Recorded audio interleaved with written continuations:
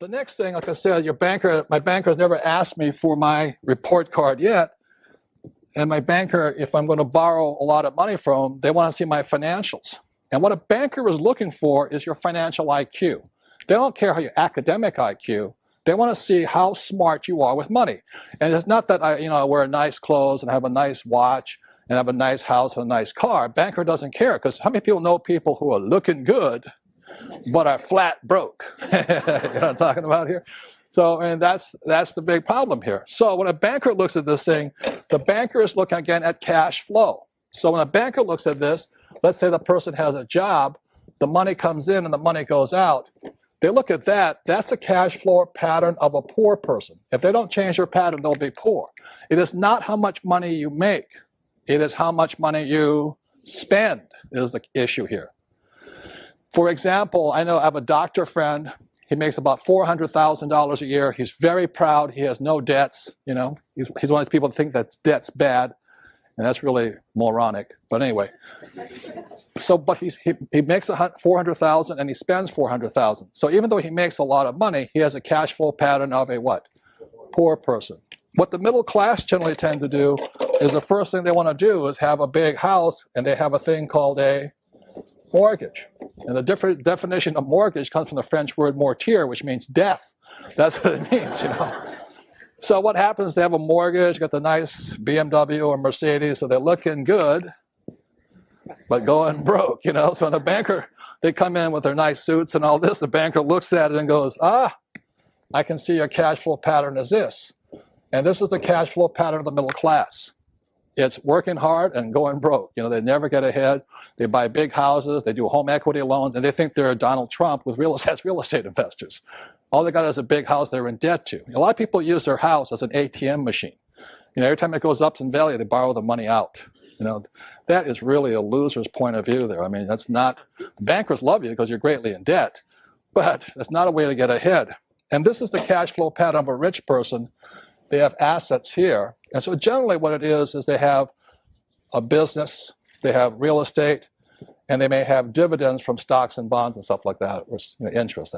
So those are assets. So oftentimes I ask people, think about it this way. If you stop working today, let's say you're married, you have a spouse. If you stop working today, how much money keeps coming in your pocket? And how much money keeps going out? All the things that are taking money out of your pocket are what? Liabilities. And anything putting money in your pocket is an asset. So the reason my wife and I could retire is very simply we have money going like this. This means we're wealthy. We don't have much in savings and all that, but every month it's hundreds of thousands of dollars going like this. And that's how you get wealthy. Just have assets that produce money every single month. When I did this program in Singapore, I asked people to raise their hand and say, would you mind telling me some of the assets you have? This woman raised her hand. She says, yes. She says, my best asset is my husband. And I said, ma'am, I'm talking about non-human, inanimate objects. She says, that's him. But he makes lots of money for me. I'm not talking about human beings. Slavery has been abolished for a while here and all this. So everybody understands the difference between assets versus liabilities, the cash flow pattern, and that's why bankers do not ask you for your what? Report card. They want to see your financial statement. If you have a good financial IQ, they'll give you lots of money. If you have a bad financial IQ, they'll give you a credit card or a home equity loan. That's the difference here. And years ago, I went to Sunday school. I'm not a Bible scholar. I'm not pushing religion on anybody. But I remember the story of the rich man. I think he had 3 sons or something like this. And he gave one son X amount of dollars, the second son X amount of talents, he called them, and then the third son talents. And the first son blew it, got rid of all his money. And he said, okay. The second son came in and said, what you do with the money? And the son said, I buried it. And then the third son multiplied it. Came back with, gave him $1,000, came back with $5,000.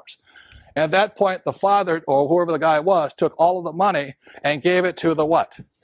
The third son, who multiplied the money. And that's what I learned in Sunday school is that, not God, but whoever does not like people who blow their money, people who just bury the money. See, the poor spend their money. The middle class bury their money, just put it in 401ks or savings. And the rich know how to multiply their money. So the real key is this. It's not so much how much income you make, but where you put your money. It's expenses. Do you expend your money this way, or this way? And that's why people who are always trying to make more money, they don't get ahead very simply because they're looking in the wrong place. It's over here. It's what do you spend your time and money on? That's why I thank you guys for being here tonight, and those of you at home supporting public television and your education. You're spending time and hopefully some money to support your education and a great cause here. And that's really important, is how you spend your time and your money. That makes a difference.